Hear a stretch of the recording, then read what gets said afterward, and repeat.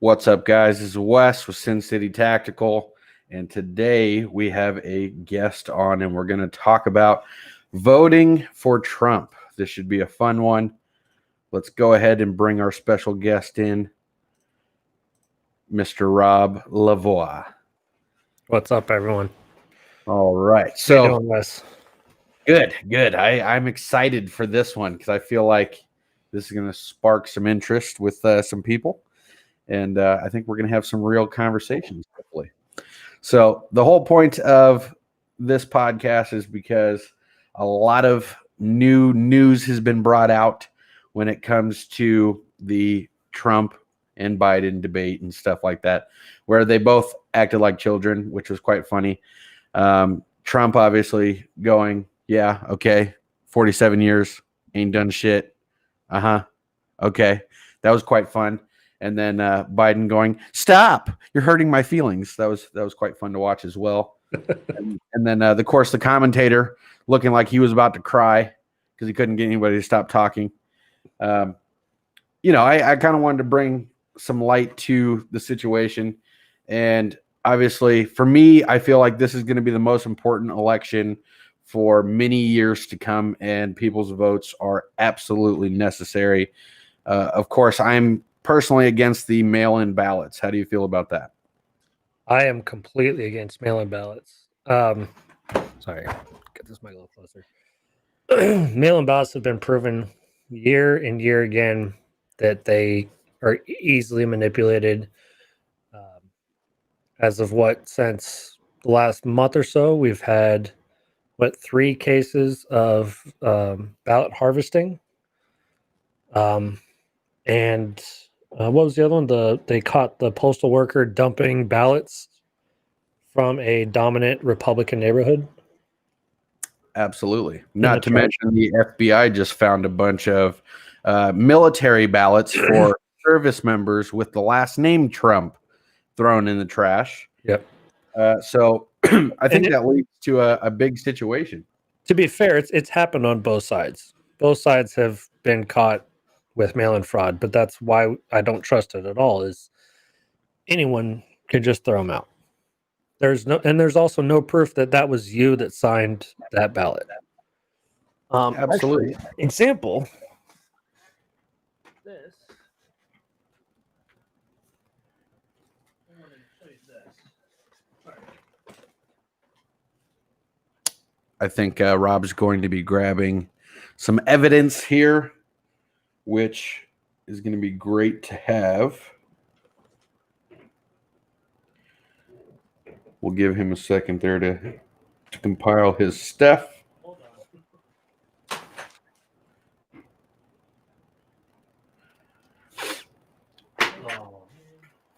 Oh, I see one mail-in ballot envelope sitting there.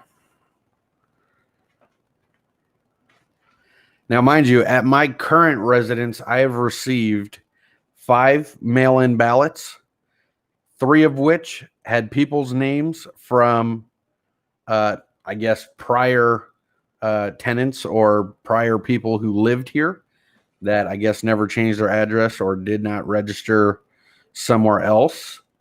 And not to mention on the back of the ballots, it says D for Democrat and R for Republican. So there's supposed to be secrecy sleeves to allow you to keep your except ballot on the secrecy sleeve, it has that number on it. Yeah, that's what I'm saying. Right outside of the sleeve, it's there. You know what? I was just organizing my desk and I put it in his pile, and now I can't find it. That's a shame. So, yeah, I definitely thought it was quite funny when I found that out, that your secrecy sleeve has a serialized code on it, and it ends with a letter, a specific letter, either a D or an R, which, of course, that also leads to the post office employees being able to still tell, regardless of whose ballot it is, what political party that secrecy sleeve is from. I won't show you the whole number, but right here, this is the sleeve. This is your mail-in, right?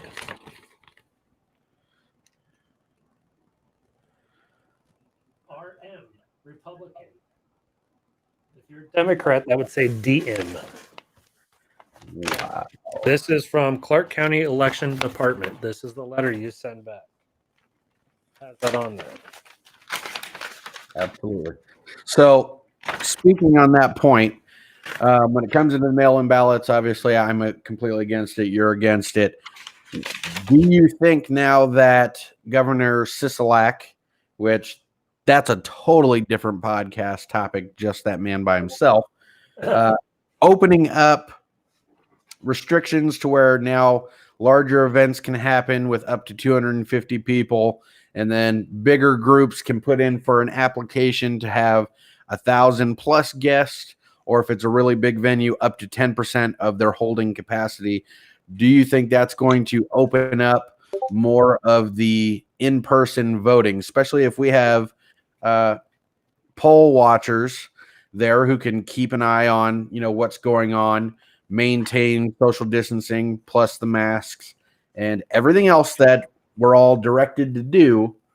I don't see why there would be a problem with being able to go in and vote. Plus, you can do the early voting at certain stations, which of course is going to have less people than on actual election day. But here's the problem, and they even said this when it comes down to it in the debate, how all these mail-in ballots, there are certain states that can't even start opening these mail-in ballots until election day itself. Right. So if the majority of people, let's say hypothetically 80% of people go and they mail in ballot, we're not going to know who's president for, it could be days, weeks, months. And I would actually rather wait than get it rushed and miscounted. I don't mind waiting a couple months. Me neither. But I think, yes, there is going to be a lot more in-person voting, and which I love. I think even Democrats were saying that they don't really trust the ballots either because of Trump's messing with the postal office. That whole thing kind of sparked interest on the Democrat side that it is more important that if you're capable, go down and vote. Your vote will count. If you can go to Walmart, if you can go to the mall, if you can go to movies now, restaurants, then yeah, you can get up and take your ass to the voting booth, spend 5 minutes to vote, go home, you're done. Simple as that. I agree. Now, what I was trying to find was I have a mail-in ballot for here, Clark County, and I also have a mail-in ballot for Douglas County in Denver, Colorado, with my name on both. My old address in Colorado, my address here. I haven't been in Colorado in 12 years. I haven't lived there in 12 years, but yet I have a mail-in ballot for Colorado. Huh. That definitely seems pretty suspicious. I mean, 12 years, your address has changed at least a couple of times in that time span, and not to mention driver's license. And of course, when you look at like credit reports and things like that, it states your employment, the city, and different things like that. Not to mention they record addresses in those things, not to mention the IRS on when you file your taxes, which is crazy to me that you have a Colorado mail-in ballot and a Clark County mail-in ballot as well. Now, the interesting thing that I found even more interesting is I called Douglas County and I asked them, so how do you know if I vote on your mail-in ballot and I vote in the Nevada mail-in ballot, how do you know which one to take? How do you know which one's fraud? How do you know which one's not fraud? His excuse was, we know by your signature. Like, what do you mean you know by my signature? If I sign both of them, it's the same signature. If I mail them both in, it's still the same signature. Right. He goes, "Oh, I guess we just double check where you live." I haven't lived in Colorado for 12 years. How have you not double checked that already? Right. Before you sent the ballot out. Right. Not to mention with how many ballots they're going to open. Do you seriously believe Yeah. that any You're telling me you're going to check every single person to verify? every single person? I highly doubt that. It's not going to happen. No, absolutely not.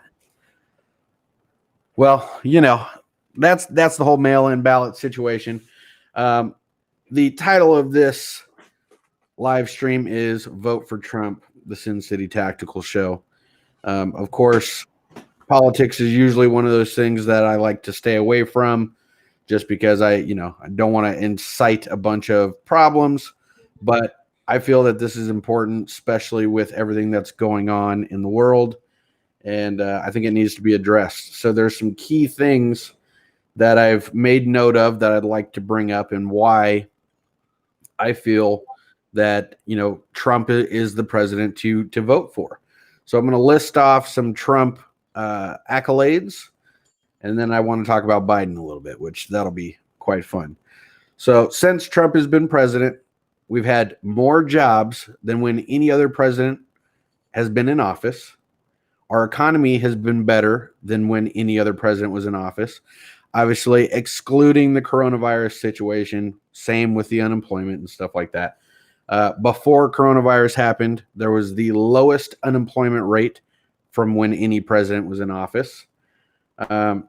Trump also made America an exporter versus an importer. One thing that Trump has done that has never been done before, not even when Obama was president, is he's created funding for the next 10 years for HBCUs, or historically black colleges and universities. He's also created a prison program to help nonviolent offenders get out of prison sooner, to obviously keep cells open for the more violent crimes. Which, me personally, I agree with that. I mean, of course, if you break the law, yeah, you gotta pay the price. But having a situation where people are being locked up for years because of a drug charge is not as important to me as a civilian than someone who has killed somebody. Would you agree? I would agree. Highly agree with that. What's up, Minnesota? Absolutely. It looks like Jax is watching in, which is awesome. So besides the prison programs and stuff like that, Trump has also brought back steel manufacturing to America and automobile manufacturing back to America. So for me, those are major key components that has been done in almost 4 years of him being in office, which is huge in my opinion. There's a lot of things that have happened with him and being the president than with any other president that we've had. One of the main things, too, not to mention, is the man has only taken a $1 salary the whole time that he's been the president, and has donated all of his other presidency salaries to poverty-stricken areas and poverty-stricken places to help try to fund these areas and get them back to being in a flourishing state. So there's a lot of things that have happened, right? And then this bothers me so much. Why do people keep asking for the man's tax returns? I don't give a shit about a billionaire's tax returns who's become a public servant. I want to see the tax returns for the public servants who have become millionaires while being a public servant. How is that happening right now? That is a very good question. The man has lost money for us. Just being in office, he has lost millions of dollars in net value. It's not taking anything. Has worked his ass off to get to where we are. Yeah. The only president where his net worth has decreased because of being a public servant. Yeah. I'd like to know why Congress is still getting paid while half this country is unemployed. Absolutely. I 1000% agree. And it's one of those things too, where when you look at it right? For me, this is what makes sense in my head is if we take a situation and we look at it from both sides, you want to raise taxes on the rich. Well, most people who are rich are business owners or entrepreneurs. If you raise their taxes, in my mind, if I was in that position, what would I do? I would take my business somewhere else so I could capitalize on my own success. Now, when you look at it from the Republican side or the Trump side, he wants to lower taxes for everyone, which puts more money in everybody's pockets, but he wants to keep and create jobs here in America. Well, how do you do that, right? I think that's the main question.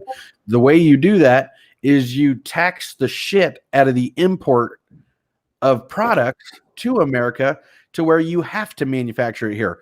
It's so damn expensive to bring it in from somewhere else that it would be cheaper to make it here. What is that going to do?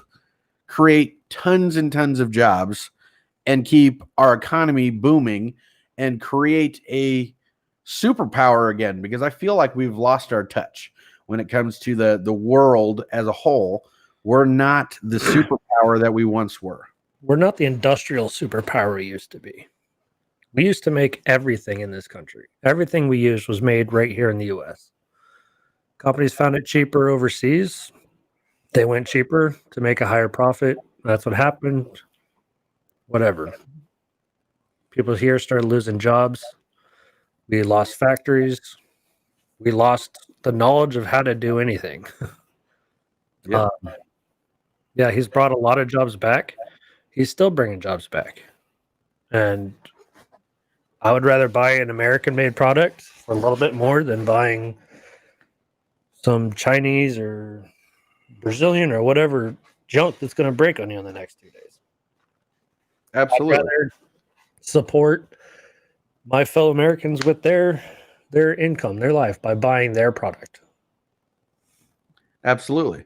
And you know, when it comes to keeping America great or making America great again, it's not getting, you know, people segregated or anything like that.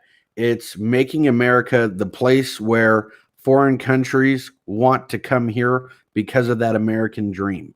The build a business, be successful, have freedom. We've lost that touch.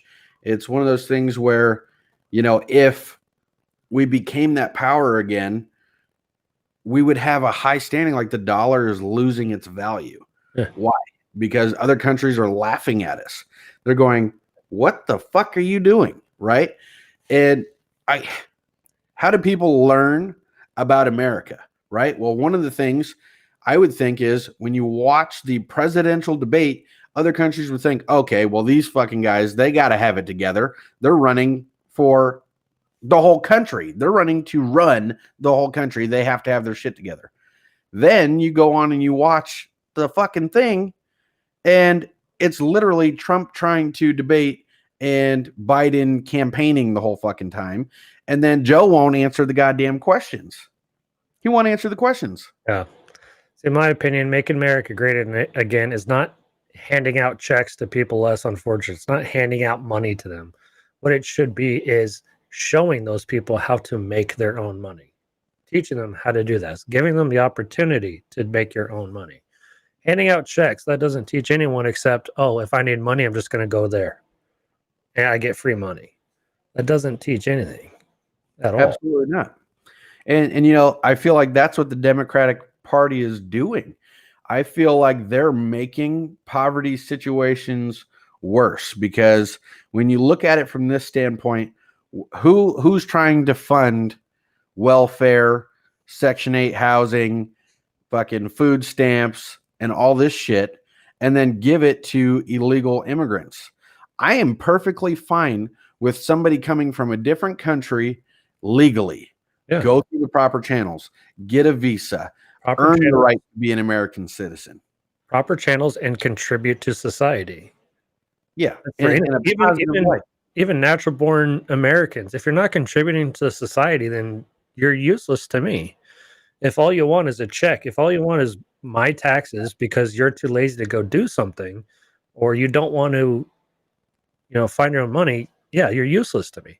Now, if it's like where you really physically cannot work or you're mentally unstable to do it, I'm fine with taking care of you. I'm fine with my taxes going to help you. But not the people that are just too lazy to work or all they want is, here, give me money. Yeah. All you're doing, you give them money. What happens when they're done spending it?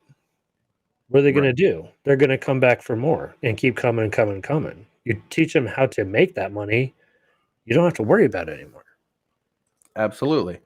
And it's one of those things where the Section 8 housing, the money that's being given through welfare and everything else like that, like you said, if there's mental disabilities, physical disabilities, veterans, I'm cool with my taxes going to help veterans because they fought for the right for me to have the freedom to be able to even do like a show like this and be able to speak freely.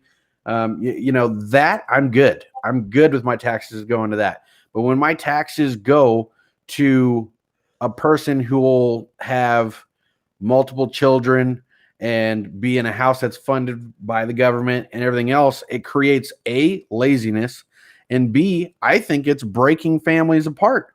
When you already have a poverty situation with multiple family members and then the government funds it, it's very easy to go, okay, we don't need you in our life. The government's going to take care of me. Section 8's going to pay for it. The government's going to pay for us to have food. Mm-hmm. You're breaking up families instead of giving someone the ability to be the breadwinner in a family. Now, when you look at it like that, where the government is willing to just go, here, we're going to give you this amount of money to pay for this and and physically finance people to just live without doing drug testing or anything like that to make sure that they earn the right to have it. What does that do?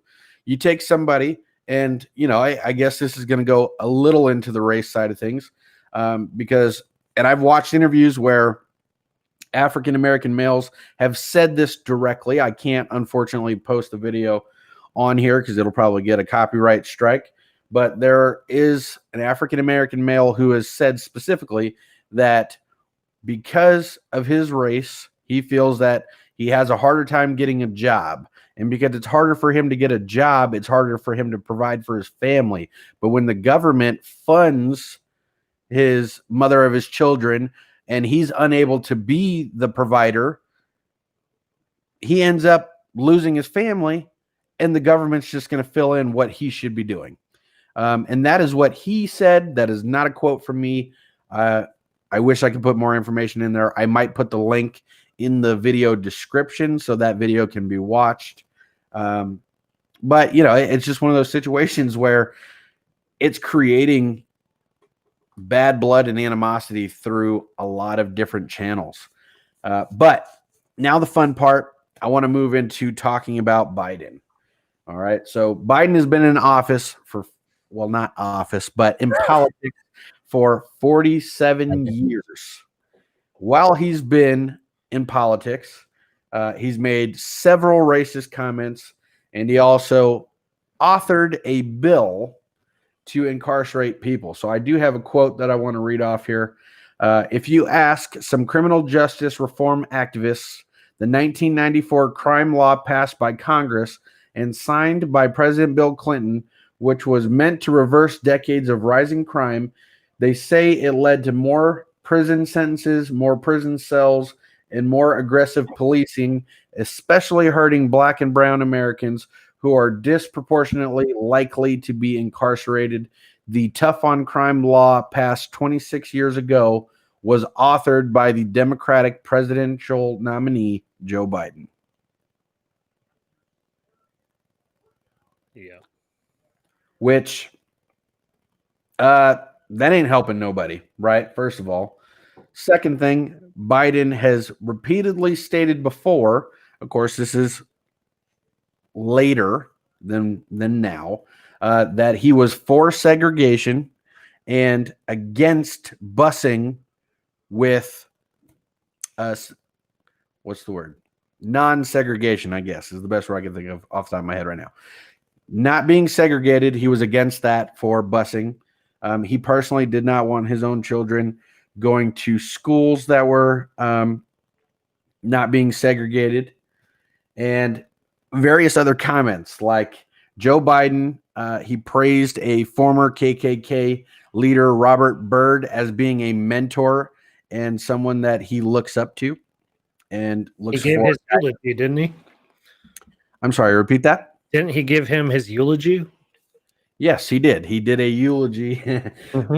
at a KKK rally, which That's not apparently racist. people don't do research. Yeah, it's not racist at all. Not racist at all, right? And then you look at who he chose for his running mate, Kamala Harris. She personally has spent her career as a district attorney of the Alameda County in San Francisco, and also was the attorney general in Oakland. And there's also a quote that was put on there on one of the articles that I read saying that Kamala Harris has been tough on black people, not crime.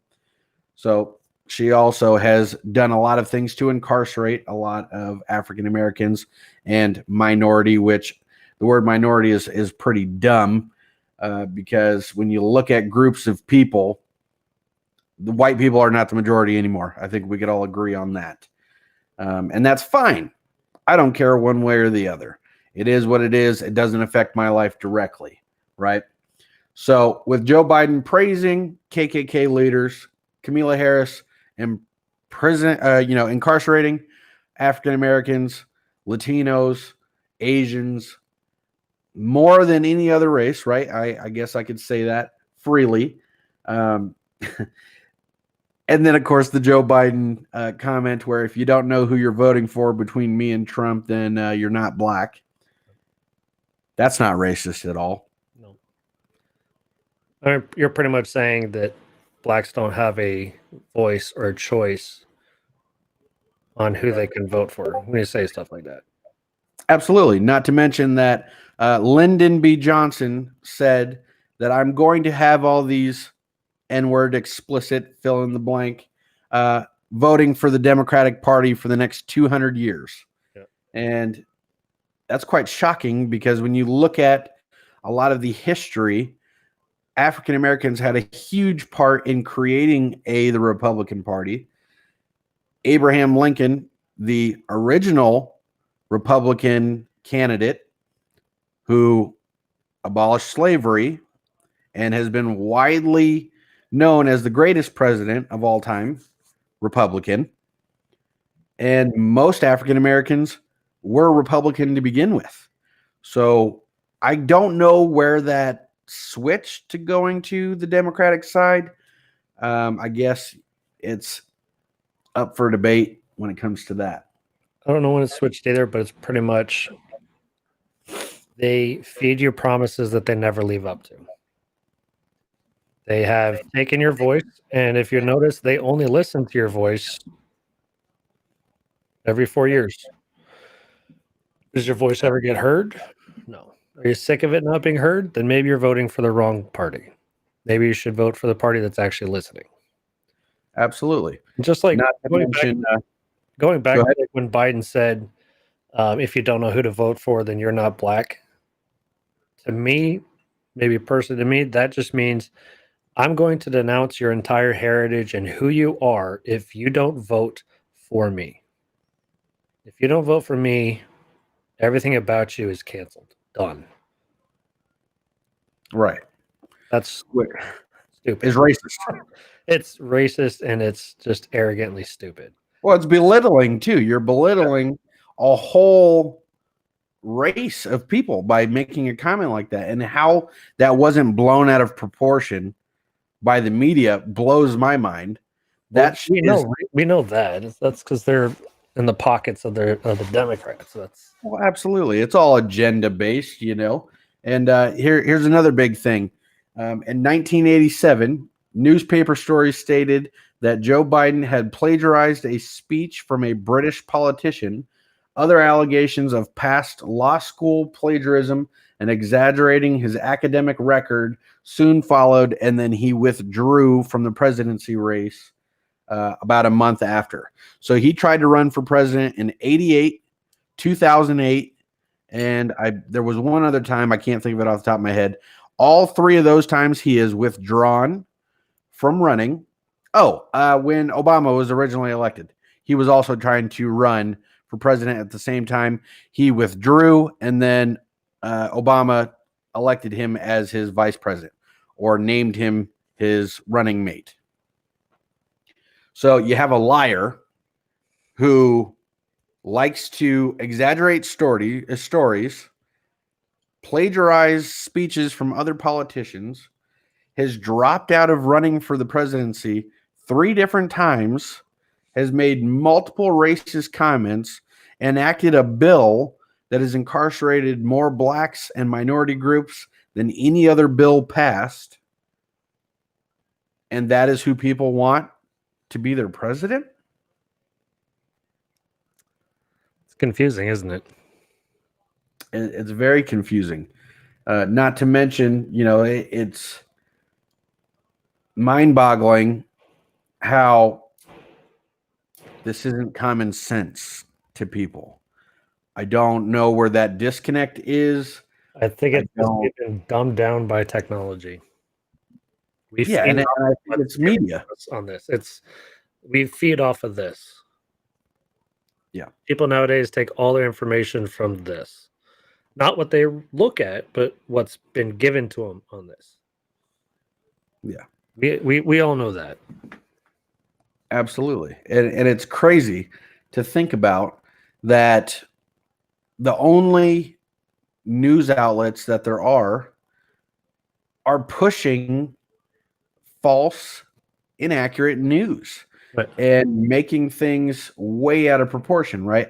Like when Trump made comments about building a wall between us and Mexico, where they took his comments and took it out of context, reworded it to push an agenda.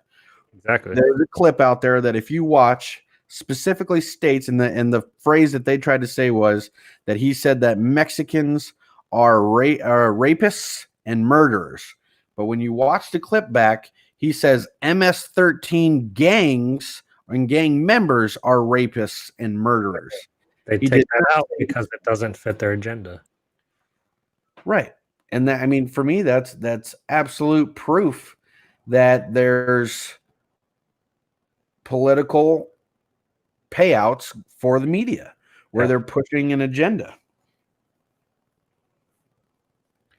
But ultimately, I think what the biggest thing is too is why the hell can someone be in Congress or Senate or whatever else for 40, 50, 60 years, but a president can only be a president for 8? Exactly. I agree there definitely should be term limits on Congress. I also believe that their payroll needs to be completely readjusted.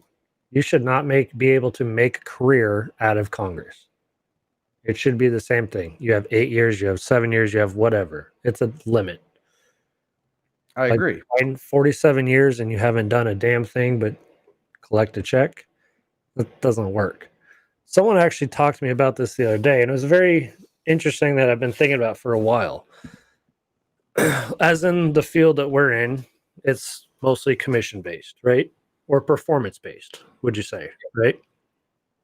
So they were saying your representatives, your congressmen should have their salary be based on an average of the area they represent, right? So if you have a very poor area, district, whatever, you're going to make the average of what they make. You want to make more? Then build them up. Bring jobs to your state, to your city, to your district. Get them more money, get them a better life. And guess what? That's going to bring you a better life. But if you're just sitting there collecting hundreds of thousands of dollars and there's no incentive to do better because you're just going to keep getting the same check no matter what you do, what are you doing? You're not doing anything good. The only incentive you're going to get is all these other people that are buying you out to make laws to benefit them. Right? You want to make more money? Right now, that's how you make more money. I agree. That's what it should be. I agree. And even like the press thing, the latest thing with Trump saying he won't denounce white supremacy or whatever. And they had a press conference with what's her name, Kayla, whatever her name is, Something like that. awesome badass woman. Even proved he's said it several times in the last 3 weeks. Straight out said, "I am against white supremacy. I am against racism." Yet press still pushes that question. Yeah. Demanded that she say it today. It's like he said it multiple times. Yeah. Well, you know what I think is funny too? Before Trump became president, there was a lot of rap music videos and the African American culture that loved Trump. They were making rap songs about him, they were putting him in music videos and all this stuff. Why did that change when he became president? Not to mention, he's done more, arguably, than any other president besides Abraham Lincoln, I will say, for the African American community and other minority groups than any other president. Obama didn't even come close to doing the amount of things that he's done for minority groups. It's very true. And that I still don't understand. I don't understand why Hollywood and these music artists and all these are all of a sudden so against Trump when before he was president, they liked him. They loved him. I don't understand it. I don't pay attention to anything they say anymore because most of it's just hypocritical bullshit, you know. But I could care less. You know, you want to take away our guns, you want to get rid of a wall, but yet you have private security and you live behind a fortress mansion. Not to mention, most of these politicians that are anti-gun have armed security guards at all times. They have them, and celebrities have them everywhere. You want to defund the police, but the first time someone harasses you or gets anywhere near your house, you're calling the police. Yeah. Yeah, well, it's like, you know, the anti-gun situations too. So you want to get rid of all the guns, but yet you also say that you don't like guns, you don't want people to have guns. But when some shit goes down, who do you call? Who do you call, or what's the first thing you grab? A fucking dude with a gun. You're going to call a dude with a gun, right? The police or woman, excuse me, not sexist. A man or a woman from the police force who's going to show up, and guess what they have? Guns. Because guns create power, and power keeps things fucking civil, which, you know, it blows my mind that people are against guns. It's a tool. First of all, nobody has automatic rifles legally that doesn't have the proper licensing for it. So assault rifle, inaccurate. AR stands for Armalite, not assault rifle. Bad terminology and abbreviation, unfortunately. The AR platform is not new. It's been around for 30 plus years.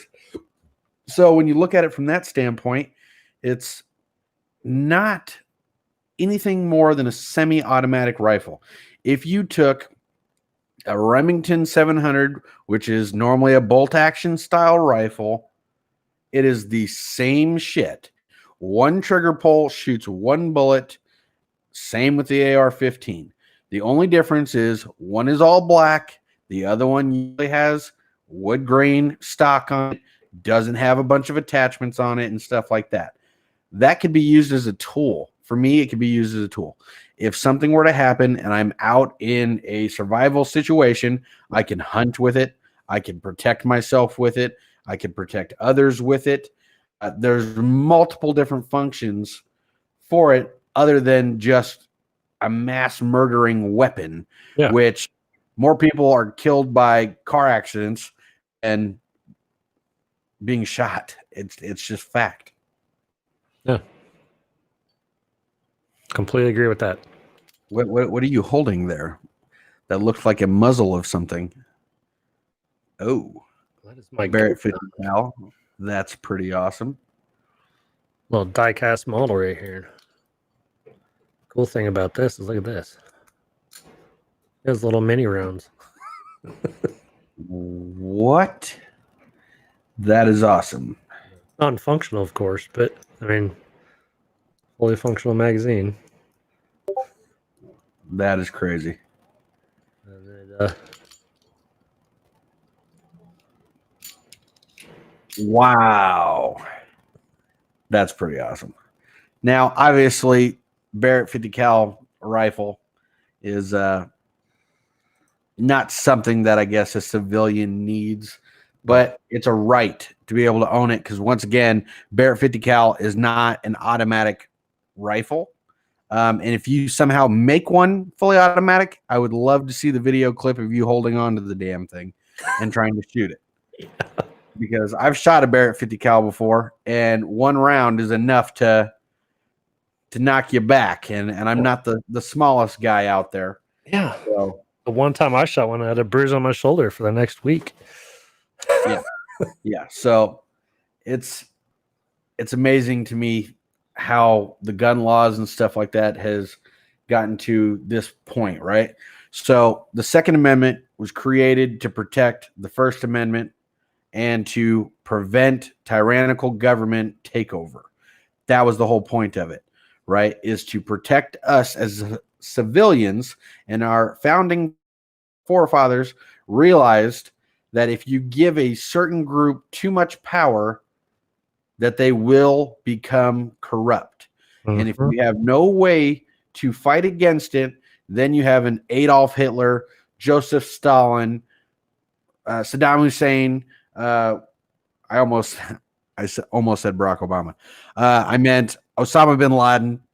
Same thing. Close enough. Yeah, I don't think any of us want to live in a situation like that. I know I don't personally. I like my freedoms and I like my right to basically do what I please as long as I'm not causing harm to others. Right. Why do people want to fuck that up? I don't understand. People abide by the rules. People don't mess with you. You're good. Yeah. Mind your business. Do you want curfews and government lockdowns? Yeah. There's too much government. Government sometimes will overreach, extend their reach beyond what it's supposed to be, what it was designed for. Right. Politicians forget that we don't work for them. They are working for us. We put them in office. We pay their salary. They Maybe. work for us. Yeah. Well, supposed to be. You know. Yeah. That's still up to no, we're not going to go there.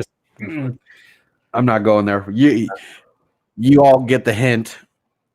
When you have 17 mail-in ballots and every previous address you've ever lived at got a ballot, then you're told that we're going to check it by signature. I think I put them away. I hit them.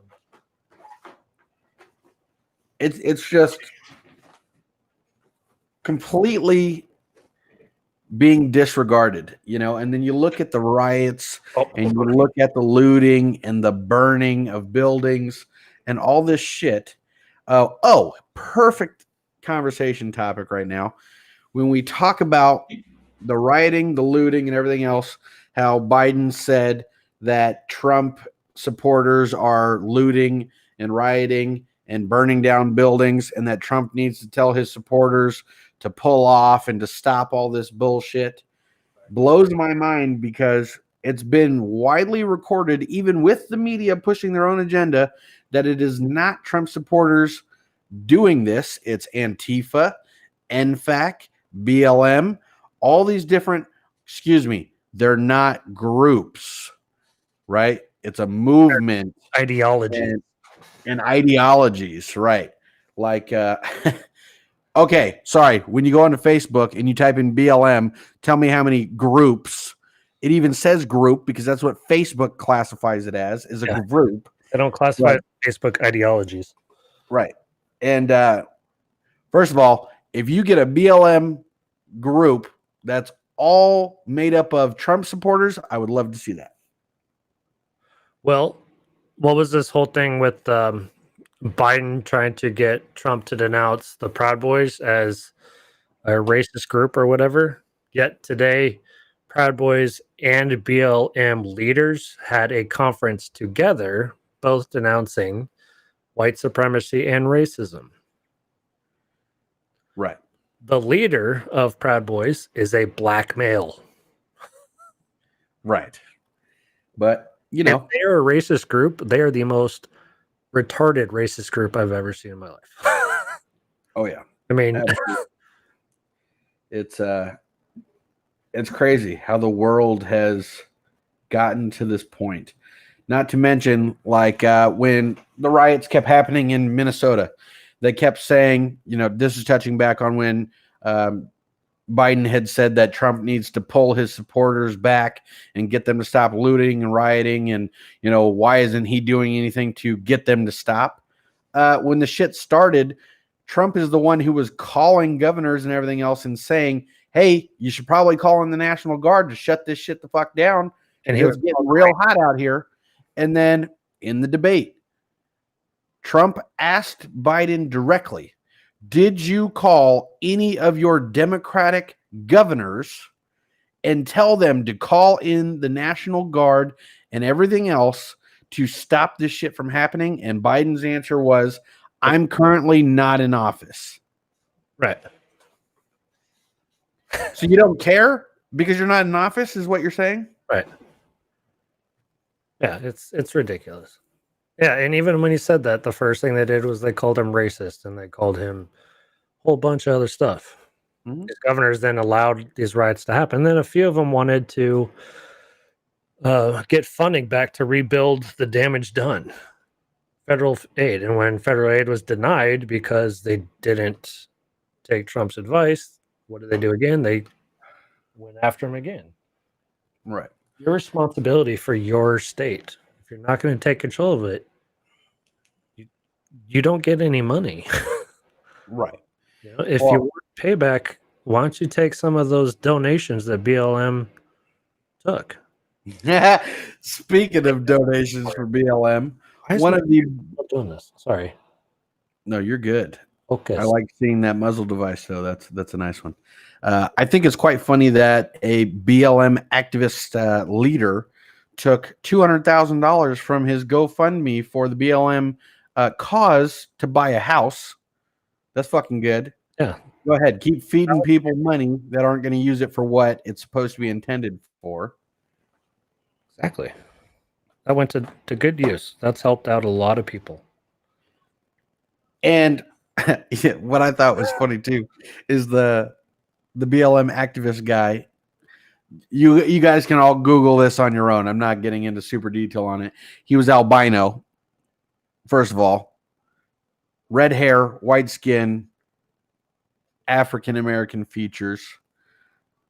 Took $200,000 to buy a house. I don't see how that helps the cause unless you're going to let multiple families move into that house with you. Then I guess you're kind of helping, but of course, that's not going to happen. No, it is not. So it's all points that I wanted to bring up that I feel like if somebody didn't bring it up, and that's why I said I usually want to stay away from politics and stuff like that, just because I can have an honest discussion with somebody, even a Democrat. I wish a Democrat would leave a comment in the comments section so I can put it up on the screen, because I'm not going to take offense to your comments. I'm not going to react in a hostile way towards you. I would love to have an open discussion because I like to hear both sides. Of course, I'm going to form my own opinions. Let's discuss. That would be fantastic. I would love to have a real discussion with other people, because I feel like if I don't physically put the content out myself, none of this information would be brought to light. And I'm sorry, I will say this. Trump should have left Biden's kids out of it. He definitely should have. When he brought up that one of the kids collected money from somebody in Russia, collected like $3 million or whatever. Biden's son, Bo, passed away from like brain cancer or something like that, or a form of cancer. Yeah. Now, that I disagree with. You leave that kind of stuff out. The other kid, Biden's kid, was an addict, had some drug problems and things like that. which I did myself. I'm a recovered addict myself, so that I wasn't too happy to hear. But I mean, shit, there wasn't really too much more arguing going on other than them taking shots at each other and Biden looking like he was going to cry and telling Trump to shut up, man. Yeah. Let me talk, man. And his little corny laugh in between each response. Yeah. But I want people to really seriously think about that. You want to elect a president who says he's going to make all these big changes and reunite the country, but when he should be trying to reunite the country the most, he won't attempt it because he's not in office. And so because you're not in office, you can't be a good citizen and try to help fix a broken part of our country. And he's had 47 years to fix issues and hasn't done a single one except put more black people in prison. Right.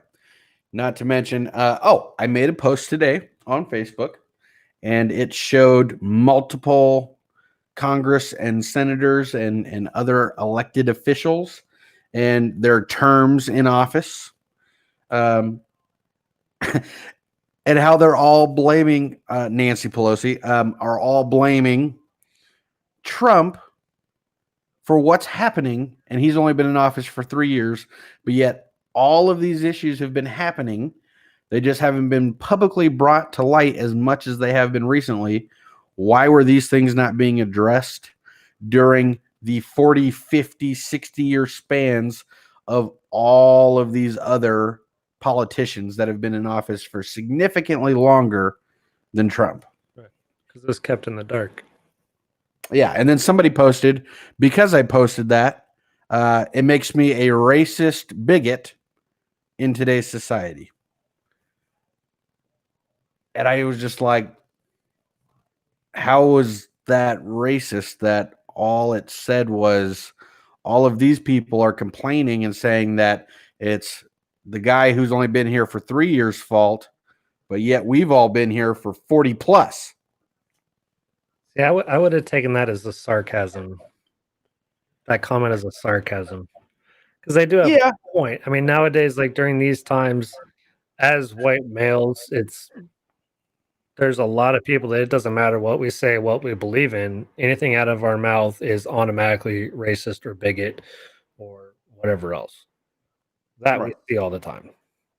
And it blows my mind. We're still racist somehow. Yeah.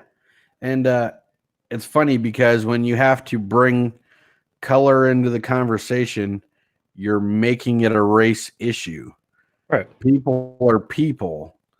You know what I mean? Like, well, some of us have deformities, but primarily humans have 2 arms, 2 legs, 2 eyes, a nose, a couple ears. Right. And regardless of the color of your skin, you're still a human being.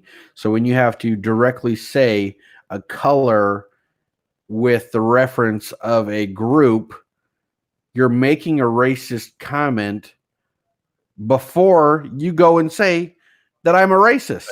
If you brought color into it first, you're the racist. I mean, for example, the industry we're in, we're more a labor industry. We do more hands-on actual labor. In our field, do you give a shit what color the person is? Do you care? No, I want my shit fixed. What do you care about most as a coworker in our field? Can you do the job and not prevent me from being able to do mine? Exactly. Can you do your job without me getting involved? Can I ask you to go do that and you could do it without me helping you? Can you work on your own? Can you lift that unit? Can you do this? That's all I care about. I don't care if you're male, female, black, white, orange, green. I don't give a shit. If you can't do your job, no, I don't want you. I agree. 1,000%. If you hold me back from being able to accomplish the goals at hand, like you said, I don't give a shit what color you are, what gender, male, female, in between, whatever the hell you want to call it. And that's the same. I look at it with life too. I don't care who you are, what color you are, what belief, what religion. I don't give a shit. If you're not contributing to our country and you're just sucking off the government teat, then no, you're useless to me. I don't want you here. Right. I don't, Well, see, and I think that's the biggest problem and the biggest divide when it comes to the Republican Party versus the Democratic Party is the Republican Party wants to praise and reward success based off of achievements, not fund laziness and pity and self-doubt and non-education and everything else. And I mean, I guess if we're touching on race things, every single person has an equal opportunity to education. I know plenty of people that I'm friends with who are African American who, if they were to have ditched school, the police would come looking for them for being tardy or not being present because you are required by law to go to school. It's not like, oh, well, only the whites are going to go to school or only the Asians are going to go to school, right? Which is ridiculous because nowadays with technology, you don't even have to. You don't need a degree. I mean, a lot of companies will require a degree, but I mean, not really. You can learn every single thing there is with the internet. Absolutely. So you can't make the excuse, oh, I can't go to school because I'm this race or I don't have this money. That's bullshit. Colleges are way overpriced anyways. Everything you learn in college, you can learn on your computer. Not to mention there's scholarships for dumb shit. There's scholarships for having high blood pressure. There's scholarships for diabetes. There's scholarships for being left-handed. There's numerous amounts of scholarships. There's grants to help you get an education.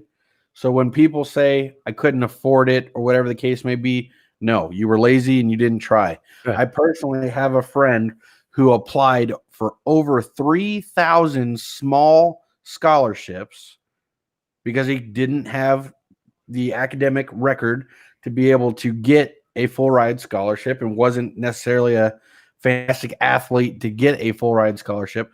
But the point of the story that I'm making is 3,000 plus applications sent. He got confirmation back from like 750 of them of like $5, $10, $20. He made over $20,000 and it paid for him to go to school for 4 years.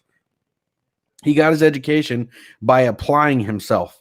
He sat behind the computer, like Rob is talking about, the technology, and filled out applications asking for help.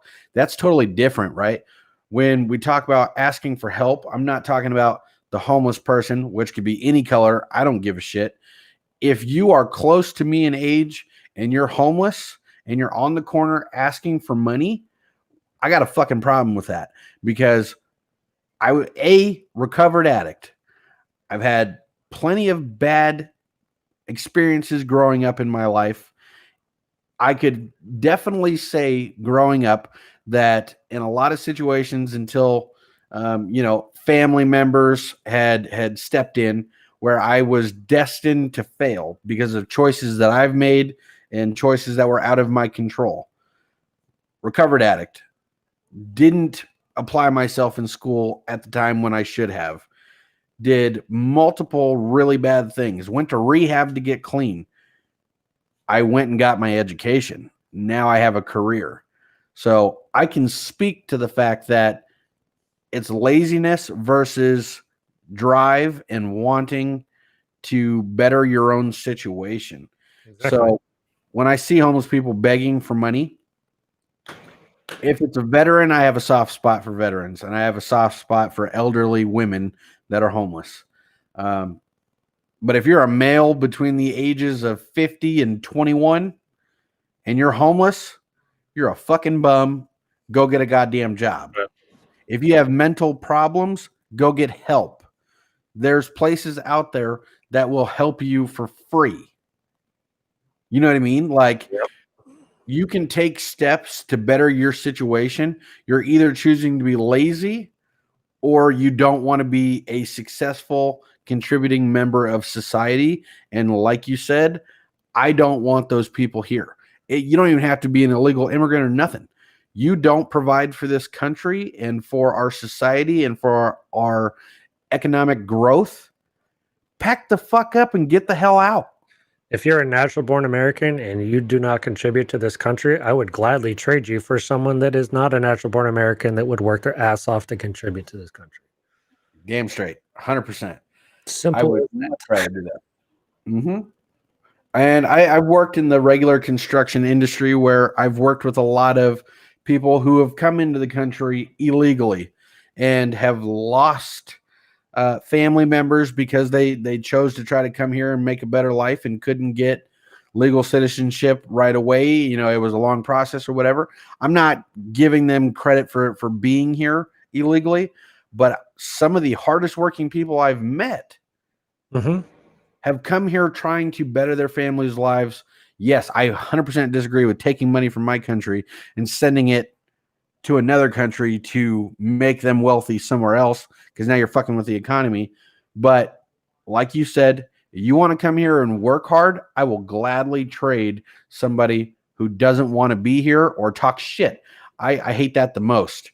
When we talk about America, we're all fucking Americans. I don't care if you're African American, Asian American, Caucasian American, fucking whatever. If you have the term American in your shit, you're an American. Don't talk shit on the country. You don't want to be here, go. We don't want you here. I 100% agree with that. I'm tired of seeing leeches just sucking off everything else. And that's one of the main reasons why I used to be Democrat, and it's one of the main reasons I've become Republican is I watch, and all I see is Republicans handing out money, or Democrats handing out money. And again, it goes back to, if this is all you have learned, is this is where you get your money, is this guy that hands you money, that's all you're ever going to do. If you were taught how to make that money, you're never going to come back. You're going to make your own money. You're going to contribute. You're going to make your life better on your own. Absolutely. And, like you said, when I was growing up, or younger, I guess I would say, I was what you would consider a blue dog Democrat, which is a Democrat with some Republican values. I've completely switched over to the Republican Party completely, just because I've grown and I've learned and I've educated myself more on situations pertaining to the Republican Party.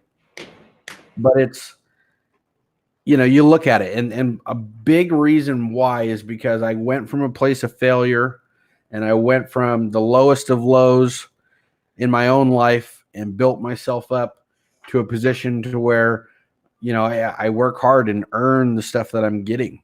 And yes, I've had help.